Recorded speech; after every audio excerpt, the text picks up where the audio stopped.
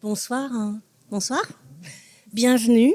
Alors comme février is the new janvier, j'en profite pour souhaiter une bonne année puisqu'on est là dans la première conférence de l'année 2026 dans ce cycle consacré à Bruxelles, un cycle initié par le directeur de la Maison de la Francité, Donald Georges, et donc élaboré par Elisabeth Haydin, chargée de projet.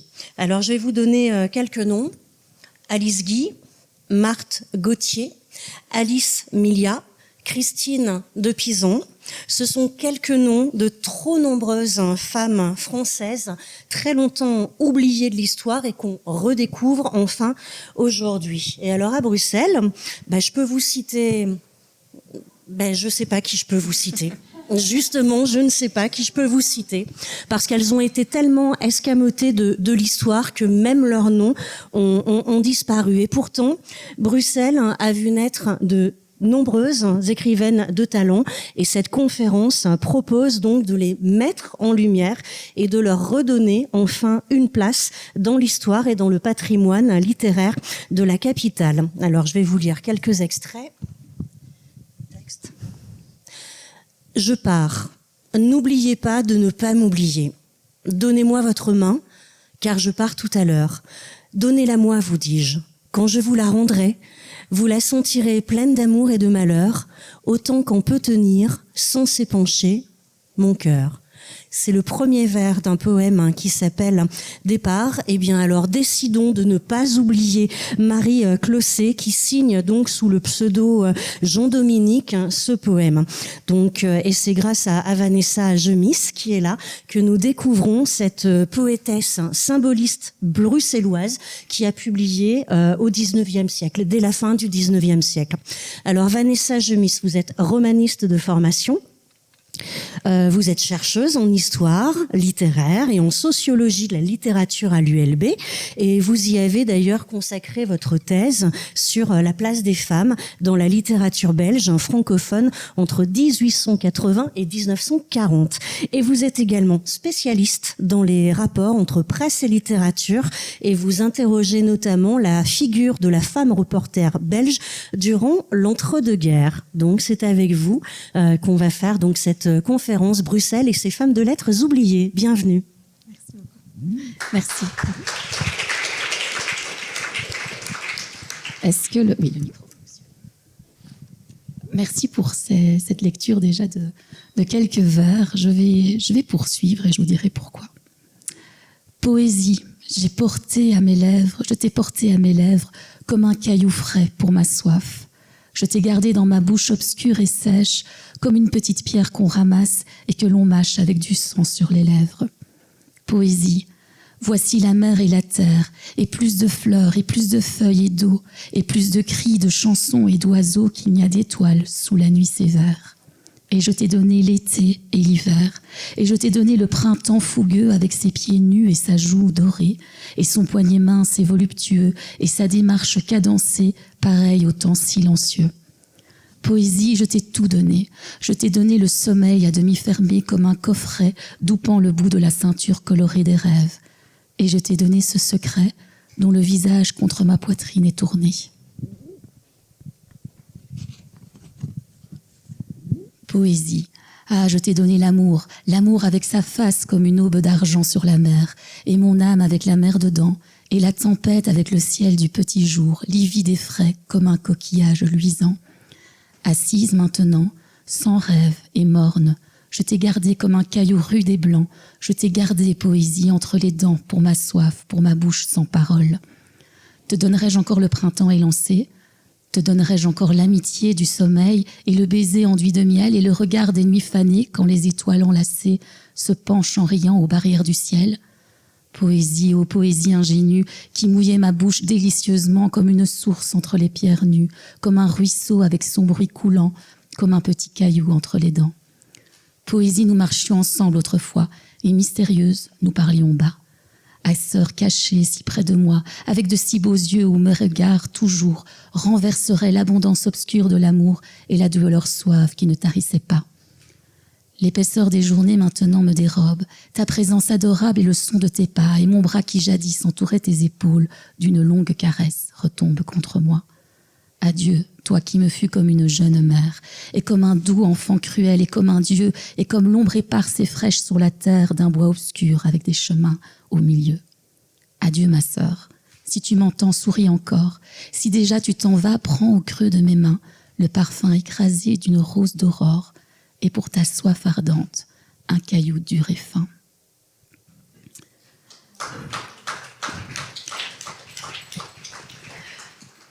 Je trouvais important de commencer cette conférence en donnant la voix en fait à cette poète, avant de poser ma voix. Alors vous me direz, c'est moi qui ai lu le poème, mais avant en tout cas de poser ma voix et mon regard sur une autrice belge que j'affectionne énormément et sur laquelle j'ai travaillé pendant de longues années.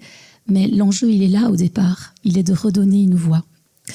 Alors, quand j'ai été invitée par la Maison de la Francité à venir vous parler, je venais de publier ce recueil, je vais l'appeler comme ça, mais je venais de rééditer cette autrice. Pourquoi j'avais choisi d'éditer cette autrice ? Déjà parce que sa poésie, son écriture m'avait fascinée, mais je trouvais qu'il y avait un enjeu, qu'il était temps, qu'il fallait remettre cette autrice en lumière dans l'histoire littéraire belge. Donc il y avait un enjeu matrimonial à cette démarche. Et puis il y avait aussi la volonté à travers elle de porter un regard finalement sur toutes ces autrices qu'on avait oubliées. Alors l'invitation qu'on m'a faite ici, c'était pas au départ de me dire est-ce que vous pouvez venir nous parler de Jean-Dominique. L'invitation était est-ce que vous pouvez venir nous parler des écrivaines bruxelloises oubliées.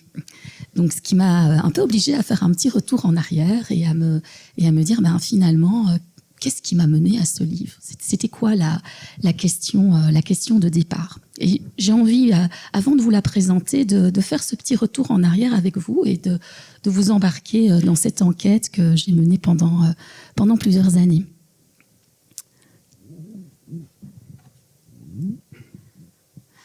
Deuxième entorse à ce qui m'a été proposé, c'est que je vous emmène à Anvers d'abord. Alors je vous emmène à Anvers parce que c'est une manière de vous montrer le contraste énorme qu'il y a entre ce que l'histoire littéraire a retenu de toutes ces femmes. Et quand on lit les histoires littéraires, alors ça commence à changer quand même, mais au moment où moi j'avais commencé mes recherches, on retrouvait toujours les mêmes noms. On retrouvait Marie Guevers, première femme à rentrer à l'Académie française de Belgique. On retrouvait des noms comme celui de Neeldhoff, ou encore Madeleine Bourdoux, pour sa célèbre femme de Gilles, qui a d'ailleurs été portée à l'écran. Parfois, on évoquait Marguerite Van de Wiel, mais très peu de noms finalement. Et donc, moi, je me suis lancée dans cette recherche. Je me suis dit, bon, ok, je vais sans doute travailler sur ces femmes en particulier. Et puis, quand on se plonge finalement dans l'époque, dans la presse, dans tout ce qui est publié, dans les anthologies qui sont publiées à la toute fin du 19e et au début du 20e, on se rend compte qu'il y a un contraste énorme en fait entre ces quelques noms qui sont restés dans l'histoire littéraire et puis finalement tous ces noms qu'on voit apparaître. Et cette exposition qui a lieu à Anvers en 1914, elle est très intéressante. C'est une exposition qui est organisée par le Conseil national des femmes belges et qui a pour ambition de montrer finalement tous les domaines dans lesquels s'illustrent les femmes. Et parmi ces domaines, il y a la littérature et la presse. Il va y avoir toute une section qui va être présentée lors de cette exposition. Et évidemment, ouvrage qui est un peu fondateur pour ma recherche, c'est ce catalogue d'exposition qui s'intitule « La femme belge dans la littérature ».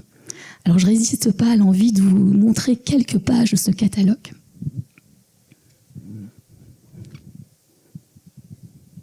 Voilà Marguerite Van de Wiel. Le catalogue se présente comme ça, une galerie de portraits, avec toute une série d'informations sur ces autrices.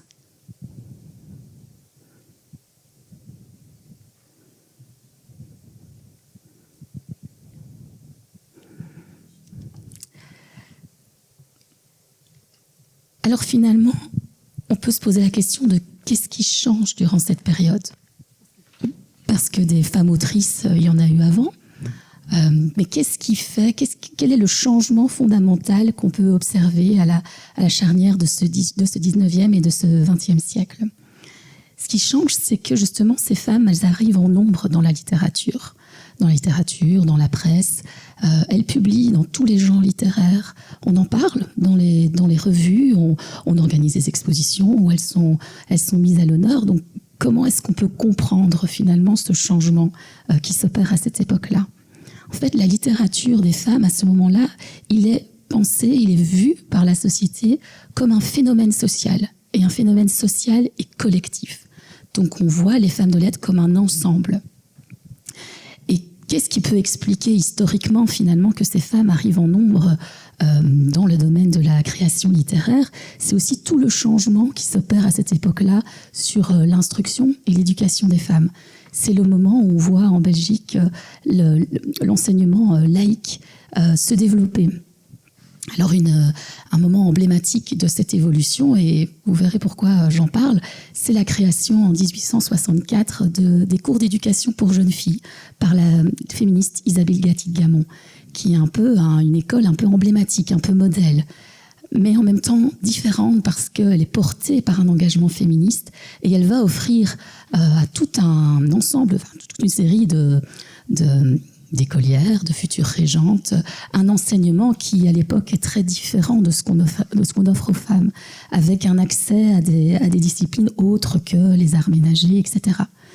Cette école, elle est vraiment très importante parce que toute une série de femmes qui vont s'illustrer après, que ce soit en politique, dans le milieu juridique et dans la littérature, sont sorties en fait de cette école. Pas toutes, mais elles sont sorties de cette école, en partie.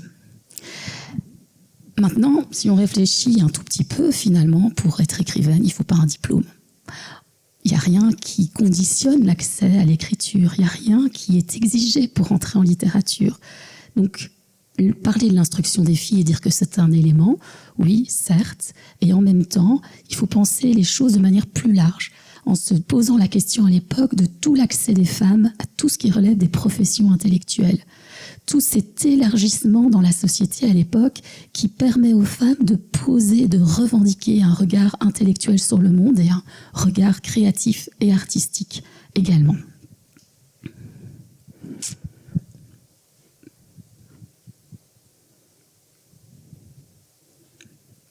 Je reviens un instant sur Marguerite van de Wiel, qui est aussi une autrice bruxelloise, une romancière essentiellement, qui est particulièrement connue à l'époque. Elle a été signataire du J'accuse de Zola, donc c'est quelqu'un quand même qui est bien inséré dans la vie littéraire et culturelle, que ce soit en Belgique ou en France. Elle est très intéressante parce que malgré tout ce discours de la société qui parle de ces femmes autrices, qui dit, aujourd'hui on peut parler des femmes auteurs, il y a un tel, le catalogue reprend 212 noms, pour vous donner une idée.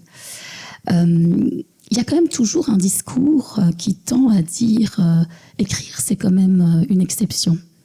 Et cette figure de Marguerite van de Wiel, elle va permettre de tenir ce discours. Oui, il y a des femmes auteurs, mais parlons de cette grande autrice qui est Marguerite van de Wiel et qui peut vivre de sa plume, cette autrice qui est professionnelle.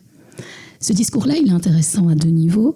D'abord parce qu'on retrouve ce discours assez classique qu'on retrouve aussi en France sur le bas bleu, donc cette femme qui écrit pour en faire sa profession, donc c'est avant tout un gagne-pain.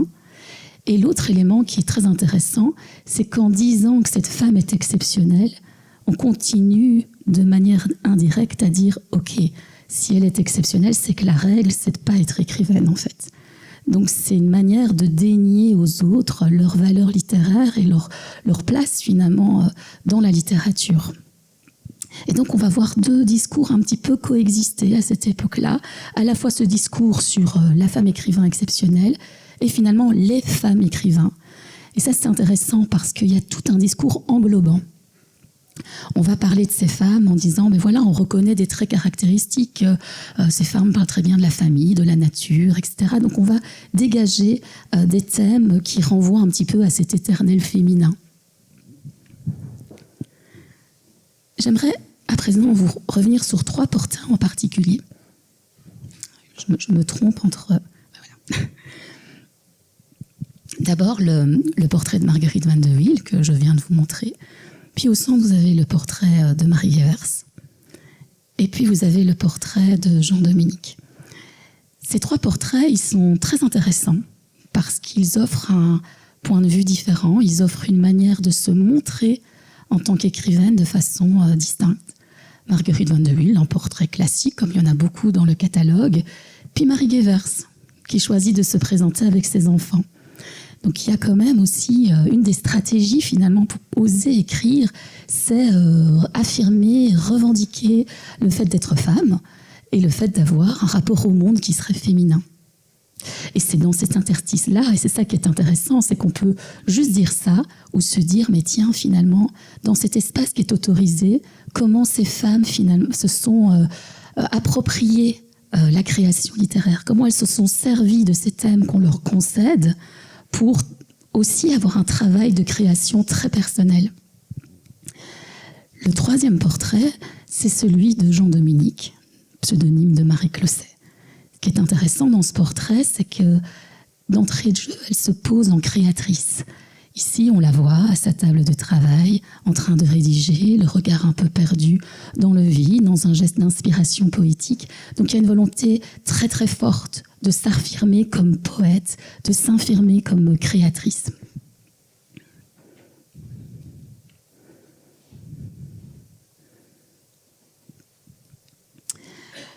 Alors, comment est-ce qu'on fait finalement pour s'imposer comme créatrice à la fin du 19e et au début du 20e siècle ?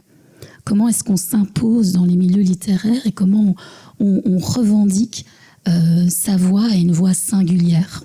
Comment on se situe par rapport à ces autres femmes qui écrivent en même temps ? C'est un questionnement qui traverse toute l'œuvre de Jean Dominique et qui va se cristalliser et s'organiser autour de la question du silence. C'est vraiment un thème qui traverse toute son œuvre. Cette question du silence, puisque j'ai été invitée à me reposer cette question d'une écrivaine bruxelloise, il est aussi intéressant parce qu'il montre un rapport à Bruxelles particulier. Il montre quels sont les lieux de création possibles pour une femme. Et vous verrez, j'aurai l'occasion de revenir sur chacun de ces lieux qui ont traversé sa vie, son parcours. Vous verrez qu'il y a une sorte de rythme en 3 temps qui l'amène dans 3 endroits différents. Et 3 endroits qui tissent un rapport au silence, mais aussi à la question de l'intime et de la création. Donc tout ça est étroitement imbriqué.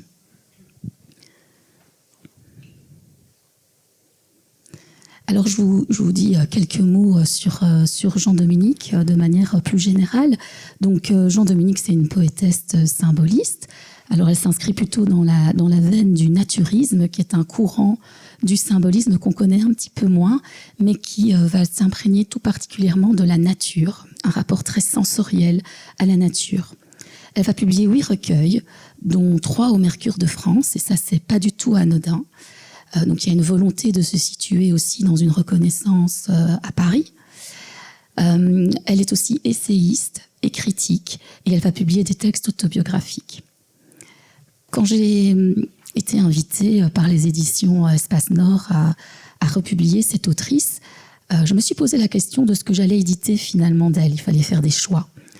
Et je me suis dit, tiens, en fait, Jean Dominique, elle se présente comme une femme poète, c'est son identité, mais cette poésie, elle ne se cristallise pas uniquement dans ses vers et dans ses recueils de poèmes.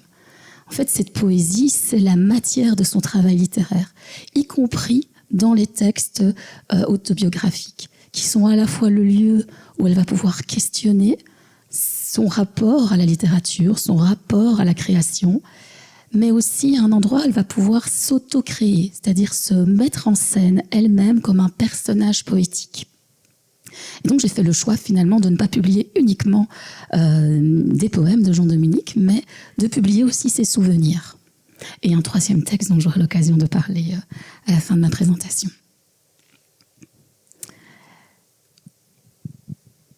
Alors cette poétesse, comme je vous l'ai dit, elle invite à poser un autre regard sur Bruxelles, à la fois parce qu'elle va passer d'un espace privé à un autre espace privé, et ça c'est important, mais que dans les interstices, on perçoit quand même aussi le Bruxelles fin de siècle, et ça c'est tout à fait savoureux évidemment quand on la lit.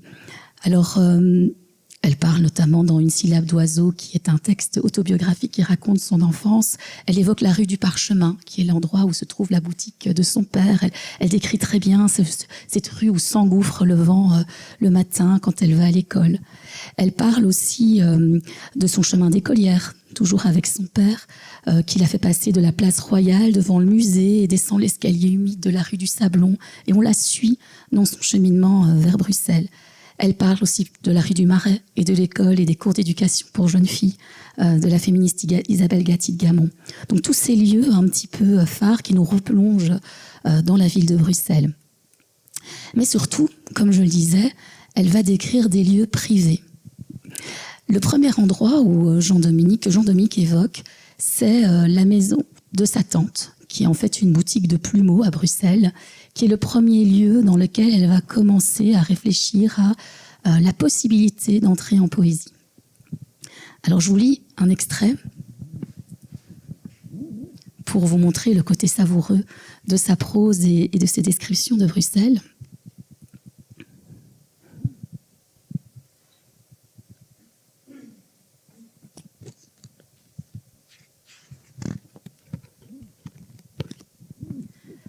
Le plafond était tout en plumes. C'était là ce qui charmait Beau, c'est Jean-Dominique. Quand elle poussait la porte vitrée de la boutique et levait les yeux instinctivement pour ne rien perdre du doux balancement qui, là-haut, organisait avec le timbre électrique de la porte le concert habituel de ses premiers pas chez la tante Marianne.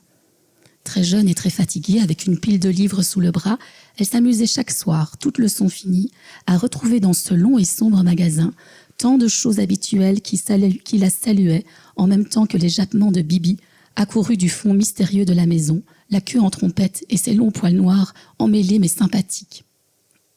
Qui sait à présent ce que c'est qu'un beau plumeau fait d'un souple bouquet de plumes de coq aux couleurs doucement variées et qui paraîtrait aujourd'hui encore moins intelligent que Bibi parce qu'il ne fait rien, comme disent les manuels d'hygiène, que de déplacer totalement la poussière.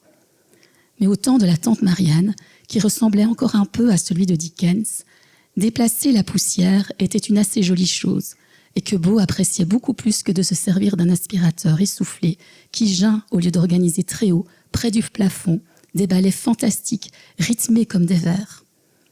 Beau, dans la fleur de ses 22 ans, n'avait d'autre demeure au monde que cette ancienne et vieille maison compliquée au numéro 61 de la rue des Éperonniers.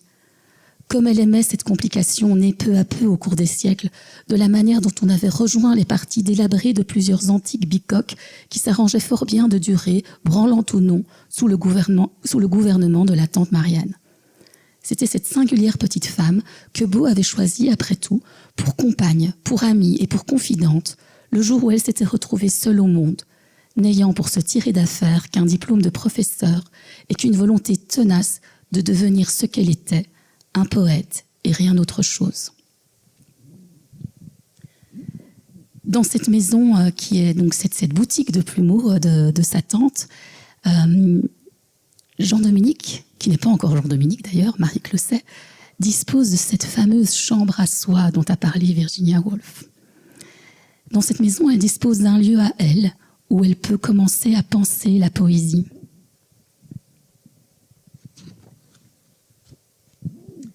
Le paradis était tout simplement l'unique chambre bien à elle que Beau posséda en ce monde. Pas plus grande que la cuisine et éclairée comme elle de 2 petites fenêtres qui ressemblaient aussi à des fenêtres de bateau. C'était l'asile parfait qu'il fallait à Beau pour rêver, pour être seule, pour lire ou pour écrire, pour dormir ou ne pas dormir, pour être heureuse ou malheureuse. Il y avait une lampe au plafond, il y avait un lit, il y avait un minuscule et très commode lavabo. Il y avait surtout entre la fenêtre et le mur que réchauffait exquisement la cheminée de la cuisine, une planche chargée de livres, où des quantités de poètes cachaient soigneusement leur jeu et ne manquaient jamais d'opérer le miracle de transformer en poésie ce qui s'appelle glorieusement ou misérablement gagner son pain. Cette description de la première chambre de Jean-Dominique, elle est très très intéressante parce qu'elle y va dans la description fine de ce lieu. Et ce qu'on comprend en fait entre les lignes, c'est qu'elle n'est pas encore écrivaine. Elle est dans une première étape de cette réflexion par rapport à la poésie et à la création. Elle est lectrice Au départ, son rapport à la poésie, c'est ça. Ce qui domine dans sa chambre, c'est la bibliothèque.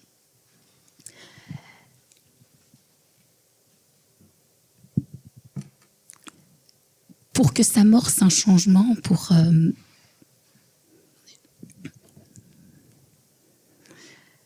que s'amorce un changement pour Jean-Dominique, pour Marie Closset, il va falloir changer d'endroit. Pour des raisons au départ de santé, le médecin conseille qu'elle quitte finalement cette boutique un peu enfermée en disant ben voilà, cette toute jeune professeure qui a l'air de s'épuiser en fait dans son métier d'enseignante a besoin de se retrouver dans un lieu plus verdoyant, plus ouvert, plus aéré. Et elle va donc être accueillie dans la maison d'une compagne d'école, dans la famille, et elle va disposer d'une chambre, en fait, à l'étage de cette maison. Donc elle opère un premier déplacement dans Bruxelles.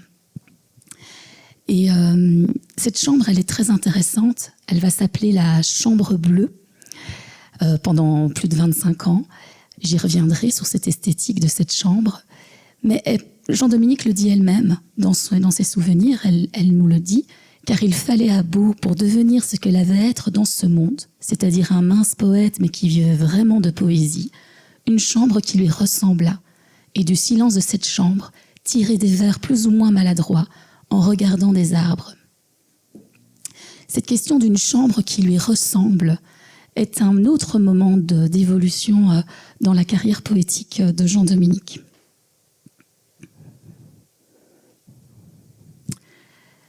Le moment où elle intègre cette nouvelle maison, où elle dispose de cette nouvelle chambre, correspond aussi à un moment où Jean-Dominique va intégrer le milieu avant-gardiste bruxellois, qui est celui de la libre esthétique et du salon des 20. C'est dans ce milieu-là qu'elle va rencontrer toute une série de personnes, notamment Theo van Rieselberg, le peintre néo-impressionniste, qui va la soutenir dans ses ambitions de poète, qui va notamment soutenir son envie de publier au Mercure de France. Cette chambre, elle est très intéressante parce qu'elle va reproduire cette esthétique moderniste de la fin du siècle. Et dans cette notion de chambre qui lui ressembla, dans cette volonté d'avoir une chambre qui lui ressemble, Jean-Dominique fait de ce lieu une sorte d'attribut. Ça fait partie de son personnage, ça fait partie de la construction de cette identité de poète. Et cette identité de poète, elle veut l'imposer, la montrer dans un espace qui est celui de ce milieu avant-gardiste, dans ce milieu symboliste qui est cher à sa poésie.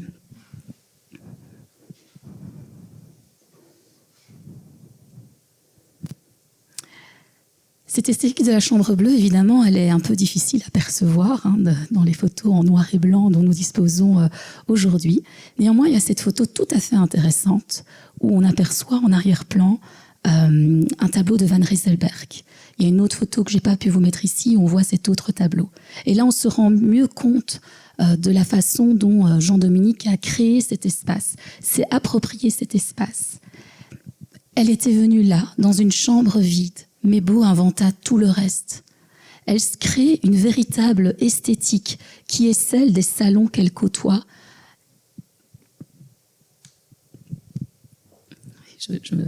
Merci.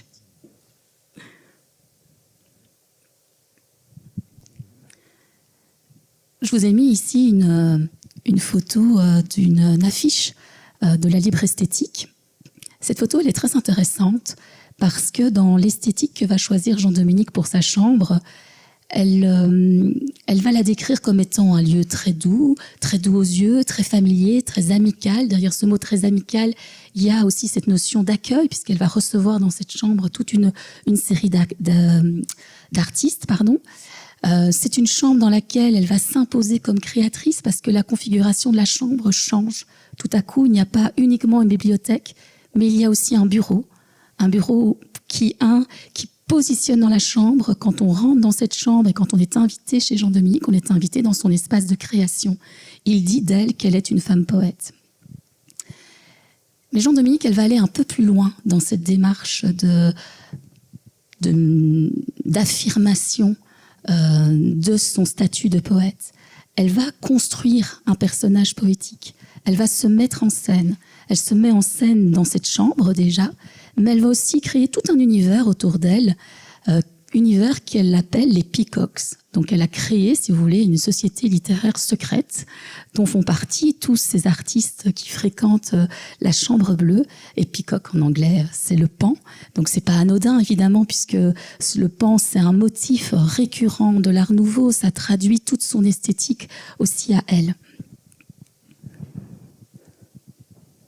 Alors je m'arrête un instant sur ce tableau de Theo van Rieselbergh, qui est un portrait en fait de Jean-Dominique, hein, qu'on voit à l'avant-plan, hein, comme vous avez pu voir maintenant plein de photos d'elle, vous la reconnaîtrez aisément. Ce tableau, il est extrêmement intéressant. Il est très intéressant parce que d'abord il montre les liens d'amitié très forts qui se sont tissés entre le peintre et l'autrice. C'est un portrait d'elle, très clairement, puisque les trois autres femmes qu'on voit à l'arrière-plan, on les distingue beaucoup moins. Mais si on regarde d'un petit peu plus près ce tableau, en fait, on aperçoit aussi l'image du pan. Si on regarde dans ce tableau très clair et qu'on voit Jean-Dominique à l'avant-plan qui marche de profil, avec ses touches colorées sur ses vêtements, avec ce voile de chapeau qui a l'air d'être une traîne d'oiseau, il y a vraiment une volonté de mettre en scène par le peintre cette poétesse qui s'est construit une aura poétique. Alors je vous ai mis un petit extrait d'un essai justement qu'a publié Jean-Dominique et qui dit « La poésie est avant tout une manière d'être et seulement ensuite une façon d'écrire ». Et ça dit vraiment tout en fait du travail poétique de Jean-Dominique qu'on va retrouver à la fois dans ses recueils, à la fois dans ses textes, mais dans la personne qu'elle a été elle-même à une certaine époque.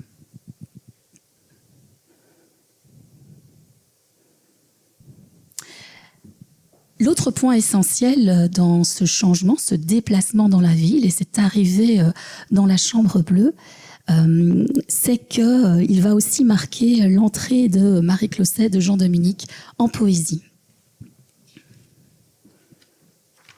Alors au départ, cette entrée dans la poésie et cette revendication de poète, il passe par des choix éditoriaux assez forts, hein, puisqu'elle va, comme je l'ai dit, publier au Mercure de France.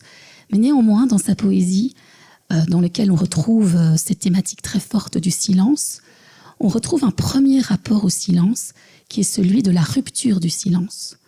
On est quand même face à une femme, fin du 19e, qui doit s'affirmer en poésie et qui rompt un pacte finalement social, qui est de rompre un silence.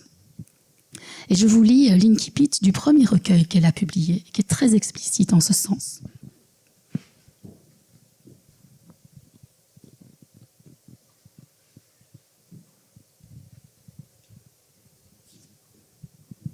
Cet incipit s'appelle « Le poème du silence ». Puisque je t'ai perdu au silence, c'est toi que je chanterai d'abord. Puisque je t'ai aimé plus que tout, je te chanterai avec une voix, toi qui es sans voix. Puisque je t'ai trahi, toi plus adoré que l'amour, je te trahirai encore et je te glorifierai. Au silence, j'ai tenu serré entre mes lèvres ta fierté pure et j'étais un enfant. Au silence, un enfant seul à la grandeur de se taire. J'aimais et je ne le disais pas. Je souffrais et je ne le disais pas. Je pensais et mes pensées se mouraient de la terreur des paroles. Maintenant, silence, j'ai péché. J'ai péché contre toi et toi, tu me repousses. Je ne puis plus être avec toi et seul. Ma punition, la voici. Rien n'existe plus pour moi que ce qui est révélé. Mais ce qui est révélé est imparfaitement pur. Ce qui est révélé n'est pas absolu. Ainsi, tout est vain pour mon cœur. Autrefois, l'absolu était. D'autres parlaient autour de moi, j'écoutais, enfant que j'étais, et je possédais mes pensées, et je les possédais dans une solitude avec ivresse et trouble, sans désirer comprendre, ni que rien me comprit. Alors je ne priais pas Dieu et je portais Dieu dans mon cœur. Maintenant, j'ai voulu tout dire. J'ai balbutié, j'ai osé, et ce faisant, je n'ai rien dit, mais le divin silence est mort. Il est mort et je chante. Comme une femme qui a vu enterrer son fils et qui rentre dans sa maison. Voilà comme je suis.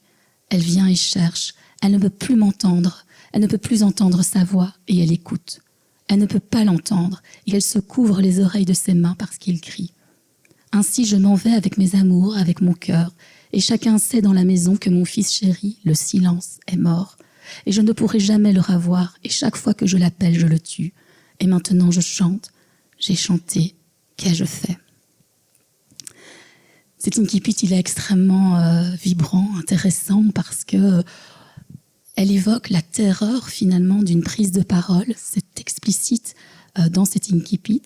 Et cette affirmation de dire « mais j'ai rompu ce silence et j'ai dévoilé mes pensées ».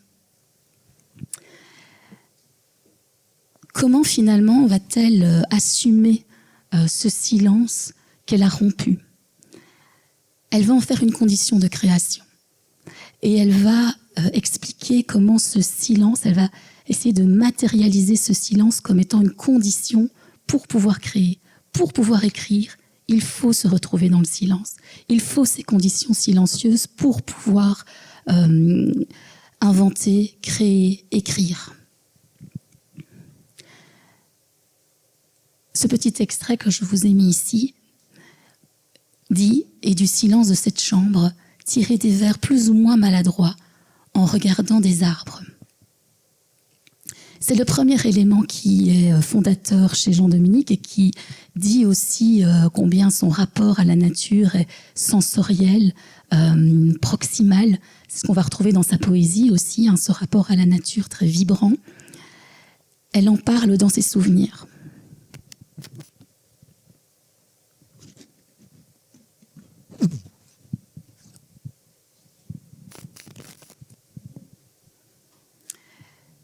Car il fallait à Beau pour devenir ce qu'elle avait à être dans ce monde, c'est-à-dire un mince poète, mais qui vivait vraiment de poésie, une chambre qui lui ressembla, et du silence de cette chambre tirer des vers plus ou moins maladroits en regardant des arbres. Oh, ces arbres! Ils n'étaient que deux vieux érables aux branches emmêlées qui vivaient au fond du jardin, peut-être depuis plus d'un siècle, et si élevés et si nobles que leur prestige semblait à Beau aussi touffu que toute une forêt. Le merle y chantait au printemps, comme s'il eût été chargé d'exprimer pour Beau seul ce que la solitude d'une chambre tranquille peut inspirer à l'âme d'une jeune fille de plus gracieux et cependant de plus profond. Ces chants du merle et les ombres mouvantes des beaux érables furent d'abord les plus importants visiteurs qu'accueillait la chambre paisible.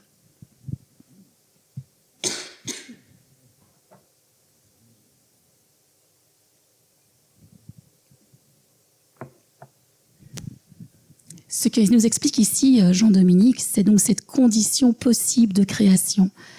Qu'est-ce qui permet de créer et de devenir autrice?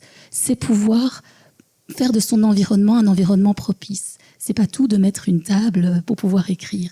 Il faut que l'ambiance de la chambre soit propice à l'écriture. Et c'est sa première façon de se réapproprier le silence. Et elle matérialise ce silence.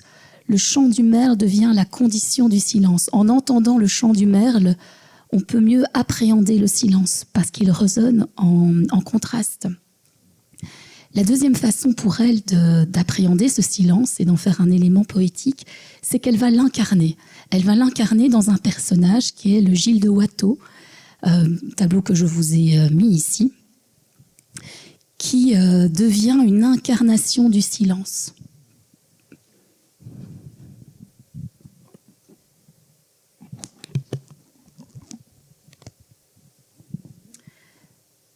Mais ce qu'il faut savoir surtout, si l'on veut pénétrer dans le cœur de la chambre bleue, c'est que les heures du silence y faisaient certains jours et à certaines heures entrer le visiteur miraculeux. C'était ce Gilles en blanc qu'avait peut-être au crépuscule appelé la voix lointaine du merle. Il venait, d'autres fois, comme apporté par le balancement des branches d'érable. Et chose étrange, il pouvait même surgir entre les pages que tournait Beau en lisant avec passion, mais très silencieusement et sans bouger. Oui, le Gilles n'était jamais loin dans ces années où commença pour Beau avec la poésie des voyages, l'audace d'essayer de balancer les mots dans le mouvement des idées, jusqu'au moment où elle croyait enfin qu'elle avait pu fixer une émotion par un rythme ou par une image qui ressemblait à une fleur. Il faisait silencieux, la lampe ne brûlait pas encore, Un parfum de lilas, de muguet ou de rose semblait répandu sur la table avec des pétales épars ou sur la cheminée, entourait un portrait. Et Beau ne s'étonnait jamais que le Gilles fût entré sans bruit, et l'on eût même dit sans mouvement, car il se tenait simplement dans l'ombre croissante du soir, debout, tranquille et doux, comme s'il posait pour Watteau.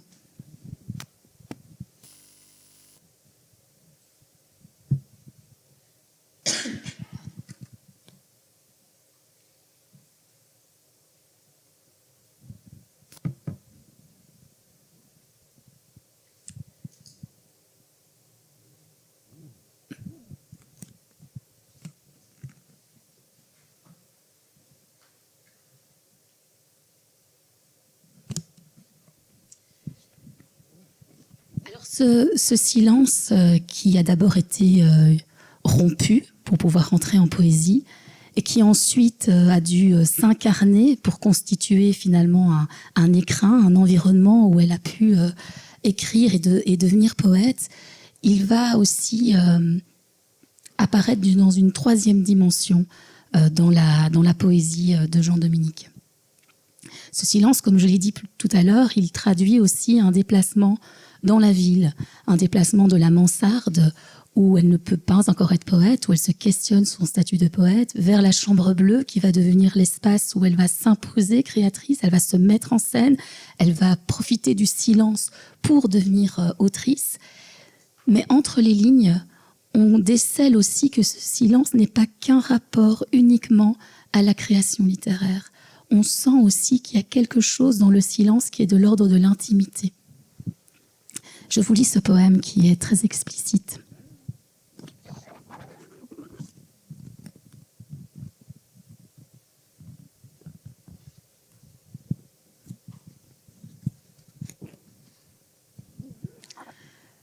Je mettrai mes deux mains sur ma bouche pour taire ce que je voudrais tant vous dire, âme bien chère. Je mettrai mes deux mains sur mes yeux pour cacher ce que je voudrais tant que pourtant vous cherchiez. Je mettrai mes deux mains sur mon cœur, chère vie, pour que vous ignoriez de quel cœur je vous prie. Et puis je les mettrai doucement dans vos mains, ces deux mains-ci qui meurent d'un fatigant chagrin. Elles iront à vous, pleines de leur faiblesse, toutes silencieuses et même sans caresse, las d'avoir porté tout le poids d'un secret, dont ma bouche, mes yeux et mon cœur parleraient. Elles iront à vous, légères d'être vides et lourdes d'être tristes, tristes d'être timides, malheureuses et douces et si découragées que peut-être, mon Dieu, vous les recueillerez. Dans ce poème, Jean-Dominique évoque un secret. Et ce secret, il traverse toute son œuvre.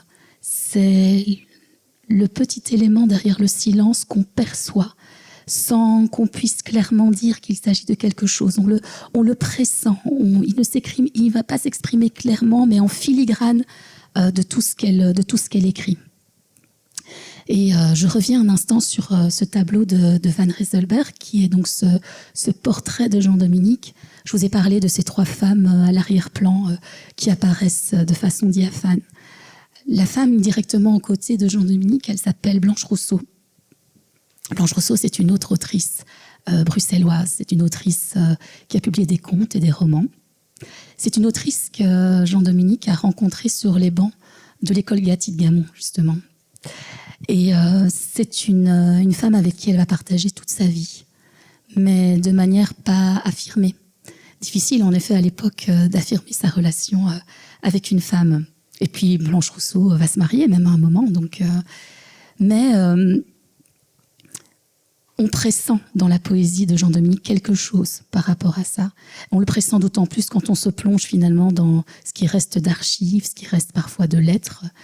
On sait aussi que les deux femmes ont échangé une correspondance énorme et qu'elles ont décidé de tout brûler avant de mourir. Donc il y a aussi une volonté de dissimuler les choses. Et cette intimité-là, en fait, on ne peut la comprendre que si on lit les textes des deux autrices, qu'on les lit en miroir, l'une dans la poésie, l'autre dans la prose, et vice-versa. Cette intimité, on la lit dans les récits autobiographiques, et j'aimerais vous lire justement la fin des souvenirs de Jean-Dominique. les souvenirs de Jean-Dominique, ils évoquent ces 3 temps, le moment de la boutique de sa tante, puis la chambre bleue, et puis ils évoquent un 3e lieu, qui est une maison qui se situe à Uccle et qui est en fait une école. Donc Jean-Dominique, avec Blanche Rousseau et une 3e amie, Marie Gaspard, vont créer leur propre école. Elles vont réinvestir elles-mêmes cette pédagogie un peu innovante de l'école Gatti, et vont même aller un cran plus loin, puisqu'elles ont d'abord été enseignantes elles-mêmes dans l'école Gatti, et puis elles vont partir en fait parce que ça leur convient pas tout à fait, et elles vont créer leur propre école. Et dans cette école, qui est donc une maison, elles vont vivre toutes les 3. Et Blanche Rousseau, au décès de son mari, va rejoindre ses 2 amies et elles vont vivre dans cette maison. Et la géographie de cette maison, les pièces que nous décrit Jean-Dominique sont assez explicites. Je vous lis le passage où elle parle des appartements de Blanche Rousseau.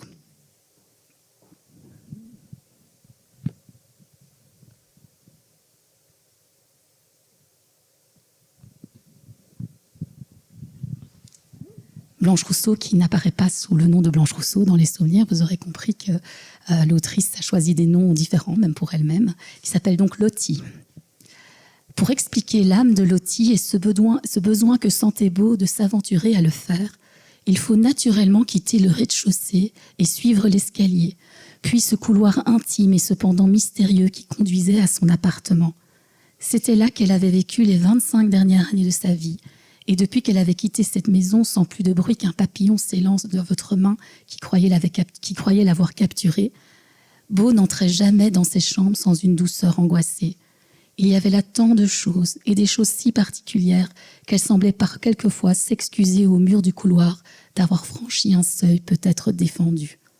C'est le silence qui défendait ce seuil, et l'innombrable armée des souvenirs secrets en gardait doucement la beauté et la pureté.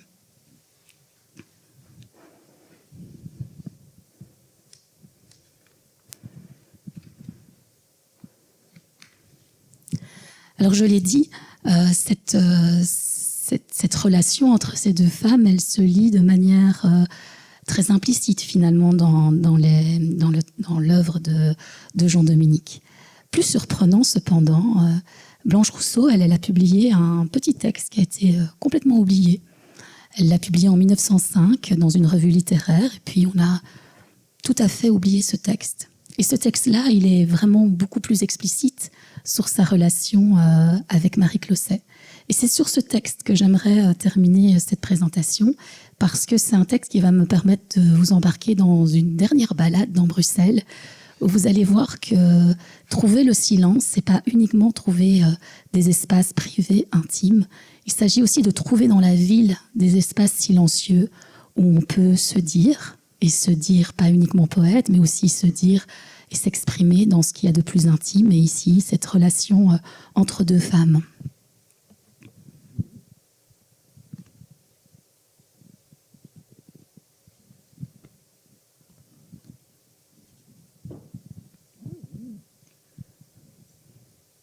Donc ici, les 2 personnages, parce qu'on ne change pas évidemment la logique, elles ne portent pas leur vrai nom.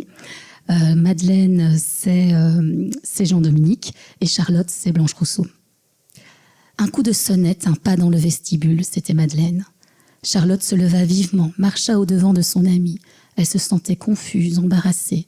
Cette amitié toute neuve l'intimidait encore. Elle ne savait pas comment l'accueillir. Madeleine entra, elles s'embrassèrent. Et pendant un instant, elles restèrent enlacées, le cœur de Madeleine battant fort contre la poitrine de Charlotte. Elle en eut peur. Elle en eut peur, voulut se dégager. Elle se voyait à peine. La joue froide de Madeleine, son cœur violent, pressait Charlotte, lui faisait mal. Elle se sentait tout à la fois oppressée et ravie, un peu confuse aussi, sans savoir pourquoi. Elle eût voulu se dégager et rester là sa vie entière. Elle ne parlait pas. Les lèvres de Madeleine lui parcouraient tout le visage, se collaient à ses yeux. Elle était effrayée de se sentir brisée, les membres morts, capable de s'endormir brusquement pour un sommeil sans fin. Charlotte lui avait pris la tête dans ses 2 mains. Elle sentait les tempes battre à travers les cheveux. Cet attouchement délicat lui laissait au doigt une chaleur de plume et de sang, comme d'une blessure d'oiseau. Elle écoutait cette sensation et le silence coupé par le bruit réglé de l'horloge. Elles s'émerveillaient de ce que leur jeunesse créa ce silence, cette solitude vaste, ces montagnes où leur cœur enchanté bondissait dans une sensation de vertige et de fuite.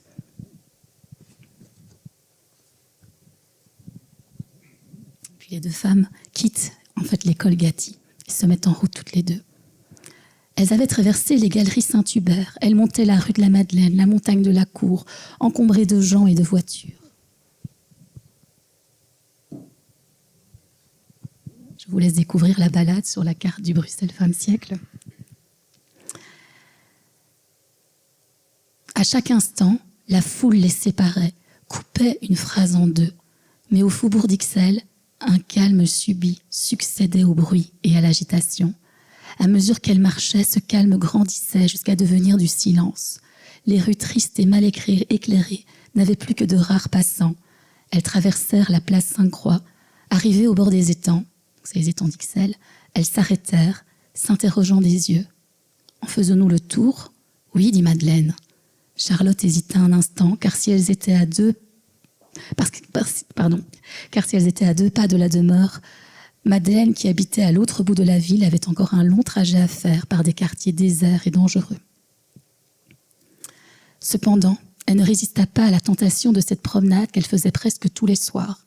Elle prit le bras de son amie et, le serrant très fort jusqu'à la soulever de terre, elle lui fit descendre la berge. Là, tout était parfaitement silencieux. Pas un souffle, pas un passant.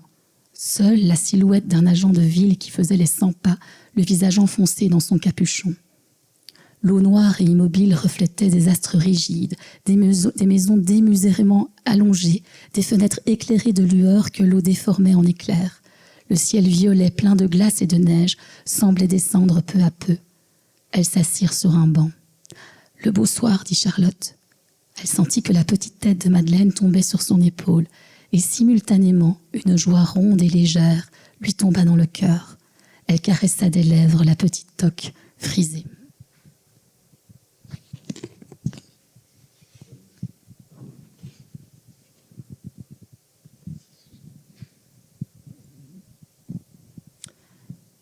Écoute, s'interrompit Charlotte d'un ton d'effroi.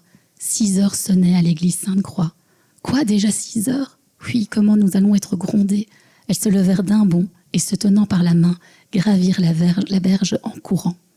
« Au revoir, ma bien-aimée. Au revoir, Charlotte, ma petite âme. » Elle se tenait par les mains et les yeux. « Madeleine, tu penseras à moi ? Oui, tu m'écriras. Je t'écrirai ce soir. Allons, à demain. » Elles s'embrassèrent longuement, 2 fois, 3 fois, puis, d'un petit geste d'humilité folle, Charlotte baisa les 2 mains de Madeleine. Elles se séparèrent. Voilà, je vous remercie pour votre attention.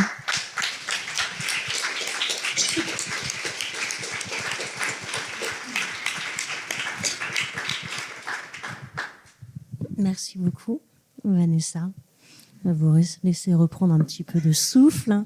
C'est vrai que quand on vous entend, qu'on vous écoute lire les mots de Jean-Dominique, forcément on pense à Virginia Woolf. C'est une Virginia Woolf bruxelloise dont l'exigence de la littérature, du mot juste et de l'abnégation dans l'écriture.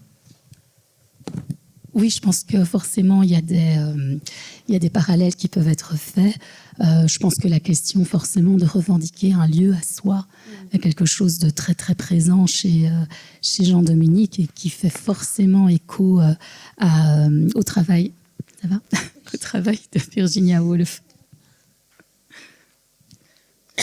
Pardon.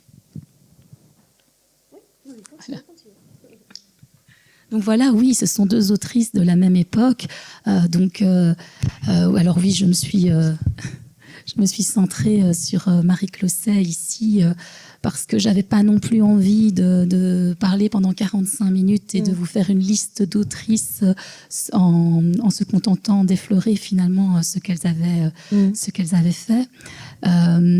Mais évidemment, ce qui est il est vraiment très important de restituer ces voix dans leur singularité, de montrer que ces femmes ont voulu se positionner aussi et revendiquer un statut personnel de poète.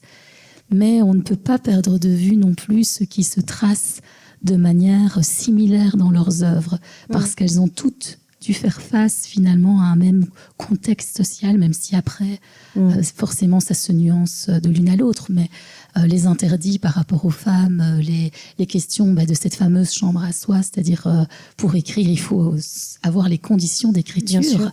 Je me souviens d'un poème d'une autre autrice qui s'appelle Emma Lambotte, qui est une autrice qui a vécu à Ostende, une très proche amie du peintre James Ensor, qui dans un de ses poèmes, c'est très intéressant parce que on suit le fil du poème et le poème intègre les interruptions. Donc dans un poème d'Emma Lambotte, elle explique que là, il faut lâcher le verre parce qu'il faut pouvoir s'occuper de son enfant, et puis elle revient à sa poésie. Donc elle intègre dans sa poésie les ruptures qui constituent finalement sa réalité aussi de femme. Je m'interrogeais, moi, sur le choix de son pseudo, Jean-Dominique, le choix d'un prénom épicène, Dominique. C'était une manière, tout en s'affirmant, de vouloir quand même se cacher, en tout cas d'entretenir l'ambiguïté, pour qu'on la lise avant même de se demander si elle était une femme. Tout à fait. Le pseudonyme, c'est une stratégie, évidemment, qu'on voit de façon aussi récurrente chez les autrices. Évidemment, c'est vite un secret de pacotille dans un milieu littéraire aussi petit que celui de la Belgique francophone. Mais dans les deux, on voit une évolution, en fait, dans la poésie de Jean-Dominique de ce point de vue-là. Donc, ces deux premiers recueils sont écrits au masculin. Et puis, dès le troisième recueil, il y a un basculement où elle écrit au féminin, et donc elle assume complètement son identité de femme dans sa poésie. Mais donc oui, on peut forcément, à la lumière de ça, même si je n'ai jamais trouvé de lettres ou de textes où elle explique, même dans ses recueils, dans ses souvenirs, dans ses textes autobiographiques, elle ne s'exprime jamais sur ce choix de pseudonyme. Mais on comprend dans ce basculement du masculin au féminin que forcément au début, surtout que ces premiers recueils sont publiés à Paris, donc il y a quand même un éloignement qui fait qu'on peut jouer de cette identité et tenter d'être lu pas à travers le filtre justement du féminin. Oui, à la fois donc sur ce prénom et sur le fait d'être aussi édité à Paris, où j'imagine que le fait d'être édité ailleurs donne un autre regard sur les artistes locaux. Et pardon, mais des fois, c'est encore un petit peu le cas aujourd'hui. Ici, les artistes de cinéma, il suffit qu'ils soient presque... un artiste belge va être adoubé en France, on va le regarder différemment après ici. Oui, alors, il y a une vaste littérature sur cette question du rapport de la littérature belge à la littérature française, et notamment du rapport de Bruxelles à Paris. Oui, évidemment qu'il y a ce questionnement-là, et le fait d'être reconnu, consacré dans une maison d'édition parisienne, reconnue comme faisant partie d'un certain mouvement littéraire. Maintenant, ce qu'il faut savoir quand même, c'est que son premier recueil, elle le publie à compte d'auteur. Donc, c'est pas un choix du Mercure de France directement de la publier. Elle fait la démarche et forcément, ils acceptent de la publier, mais c'est elle qui va le financer. Donc, ça dit aussi quelque chose de vraiment ce désir d'être reconnue. Vous avez dit effectivement tout à l'heure que l'instruction des femmes, l'éducation avait effectivement beaucoup joué sur la place des femmes dans la littérature. Mais il y a d'autres événements au début du XXe siècle qui peuvent jouer, je pense, à la guerre, tout simplement, puisque lors de la Première Guerre mondiale et lors de la Deuxième, ce sont les femmes qui ont pris le relais au champ, dans les usines, qui faisaient tourner aussi l'économie pendant que les hommes étaient à la guerre. Est-ce que là, on a vu aussi un basculement après ces deux événements ? Alors, un basculement, je dirais pas ça. Je dirais qu'il y a une rupture aussi dans la continuité, parce que la société c'est pas tellement la littérature qui prime à ce moment-là. Par contre, il y a un basculement dans la vie de Jean-Dominique à ce moment précis, en fait, de la guerre 14-18. C'est que c'est le moment où elle va commencer à créer sa propre école. Donc, c'est l'antichambre de l'école qu'elle va créer après à Uccle. Elle va créer un lieu où accueillir les femmes justement qui sont seules, dont le mari est parti au front. Et c'est important parce que j'ai pas eu l'occasion évidemment d'aborder ce point aujourd'hui, mais dans l'évolution de la carrière poétique de Jean-Dominique, il y a un moment où elle ne va plus publier de poésie. À la fin de sa vie, elle va être aveugle aussi, et tout en tenant cette école. Et en fait, elle va changer elle va changer sa manière d'être en poésie. C'est-à-dire que pour elle, comme je l'ai déjà dit, la poésie, c'est une manière d'être, avant d'être une façon d'écrire. Et elle va investir en fait sa profession d'enseignante. Elle va revenir très fort à son métier d'enseignante, et elle va devenir un modèle en fait. Elle va devenir une femme mentor. Donc elle va accueillir autour d'elle des femmes qu'elle va initier à la poésie. Toujours dans cette idée de je vous initie au silence pour vous initier à la poésie. Et elle va accueillir toute une série de femmes, j'en parle plus dans le livre, mais notamment une écrivaine américaine qu'elle va fortement influencer en fait dans sa carrière. Le fait d'être d'abord, puisque la poésie c'est d'abord une façon d'être, comme vous le dites Vanessa, et après de s'affirmer, c'est ça finalement qui fait peur au milieu littéraire classique masculin ou pas ? Le fait de s'affirmer, parce que finalement elle utilise le silence pour encore mieux s'affirmer. Donc son silence est criant, j'allais dire. Il y a toujours deux aspects. Il y a ce que la société peut dire, et là on va retrouver des discours très contrastés par rapport aux femmes et à la littérature. Et puis il y a tout ce que ces femmes ont intégré elles-mêmes, des interdits et des limites qu'elles doivent aussi s'imposer. Je pense que ces limites qu'elles doivent s'imposer, elles ne sont pas uniquement liées à la condition de femme, de dire je suis une femme, j'ai pas le droit d'écrire. Il faut aussi prendre conscience que y a toute une construction du rapport à la littérature qui joue, même si, par exemple, au cours Isabelle Gatti de Gamon, elles ont des cours de littérature. Qui est-ce qu'on donne à lire dans les cours de littérature ? Des hommes. Comment se projeter comme femme autrice quand les modèles d'écriture qu'on vous donne à lire, ce sont des hommes ? Ça, c'est le premier élément. Le deuxième élément, c'est qu'on ne donne pas à lire à ces femmes les mêmes lectures qu'aux hommes. C'est-à-dire là où justement les hommes commencent à lire du naturalisme, du réalisme, les femmes, on continue à leur faire lire les romantiques, par exemple. Et donc c'est ça aussi, à un moment donné, qu'on voit et qu'on ressent dans leur poésie ou dans leurs textes, qui les distingue finalement, qui crée un univers poétique différent. Donc cet interdit, ou en tout cas ce regard de la société, il se construit à plein de niveaux. Donc il y a de l'autocensure, mais oui, c'est une autocensure qui se construit au fil du temps.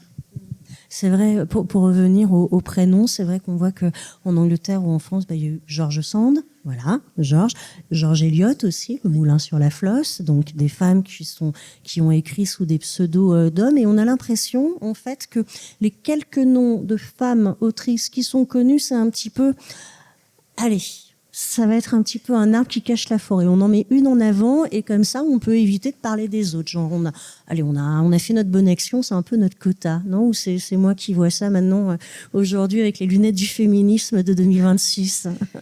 Je pense que c'est un effacement progressif, d'une part. D'autre part, je pense que dans une certaine mesure, c'est très inconscient.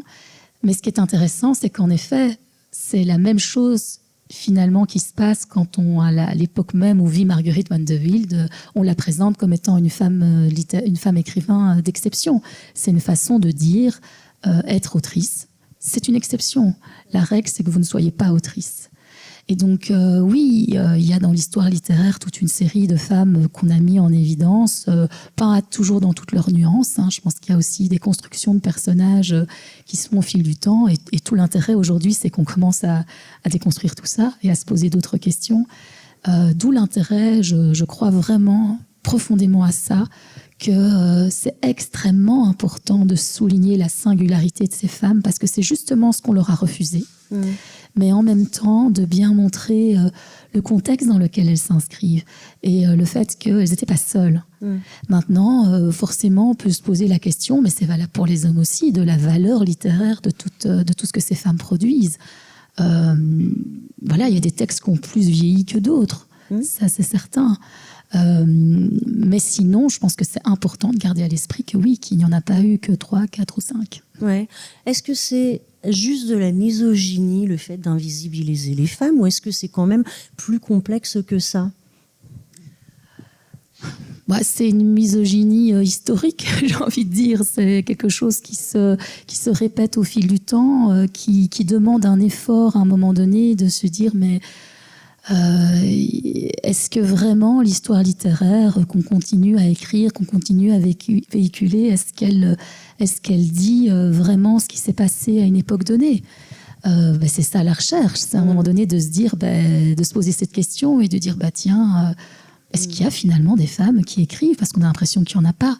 Mais c'est valable pour plein d'autres aspects de la littérature. Oui. Je pense que là, il y a forcément des points de vue idéologiques qui viennent se superposer, qui sont une reproduction au fil du temps d'un discours, en effet, misogyne, ou en tout cas, comme je disais, de clivage plutôt, de dire socialement l'accès à la création c'est plutôt pour les hommes et les femmes se situent dans un autre registre, de la même manière que l'art c'est pour les hommes, l'artisanat c'est pour les femmes. Bon, je schématise et je caricature évidemment, mais oui. Et moi ce qui me frappe et ce qui me réjouit quand même aussi, c'est que les choses évoluent de ce point de vue-là. Il y a de plus en plus d'études, de recherches qui sont menées qui visent à montrer, à revisibiliser. Ce sont des voix qu'on entend quand même. Il y a encore un énorme boulot à faire, ça c'est certain. Mais je peux vous dire qu'il y a 15 ans, là j'ai l'air très vieille en disant ça, j'avais l'air un peu d'une ovni quand je me suis lancée dans cette recherche. Mais oui, j'allais justement vous poser la question. Vous avez été soutenue, on vous a vu, mais c'est qui cet illuminé qui va chercher un sujet mais qui intéresse pas? Je schématise encore une fois, mais vous avez eu quoi? Un petit peu toutes les réactions? Alors j'ai été très soutenue dans mon petit microcosme de chercheuse.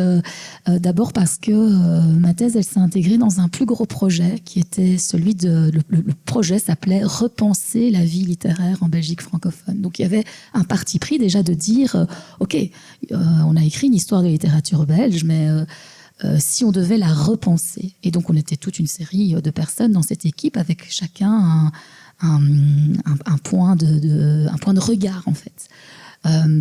Et moi, j'avais fait mon mémoire de fin d'études sur les femmes dramaturges. Et donc, c'est dans la foulée de ce mémoire que mon directeur de mémoire m'a dit, quand même, ton mémoire m'a fait me dire, il y a peut-être quand même aussi plus de femmes que ce qu'on imagine. Est-ce que tu veux intégrer ce projet et travailler exclusivement là-dessus? Donc, de ce point de vue-là, j'ai eu énormément de chance. Ça n'a pas toujours été simple. Plus de manière extérieure, obtenir après des financements, faire valoir des sujets comme ça. C'est là qu'on sent les réticences. Il y a simplement le FNRS, le Fonds national de la recherche scientifique, qui subventionne quand même pas mal de recherches en Belgique. Il y a encore 10-15 ans, on n'avait pas dans ces mots-clés, quand on déposait un projet, des termes comme genre, ou ça n'existait pas. Donc il fallait déposer un projet et essayer de le défendre en expliquant tout son intérêt et avec une sorte de crispation de l'autre côté. Donc oui, c'est là que je sens que les choses ont quand même un peu évolué, même s'il y a encore un énorme travail à faire. Ouais. Alors regardons dans cette salle. C'est vrai que ce soir, par hasard, il y a plus de femmes que d'hommes. Merci, messieurs, d'ailleurs, d'être là. Est-ce que vous avez l'impression, en règle générale, que l'invisibilisation des femmes, le fait de parler des femmes oubliées, ça intéresse a priori plus les femmes? Ou là, c'est vraiment un cliché de genre que je suis en train de faire? Je n'ai pas de statistiques en tête, donc intuitivement, je dirais oui. En tout cas, il y a un souci de se réapproprier son histoire qui est différent. Ça ne veut pas dire pour autant que les hommes s'y intéressent pas, la preuve.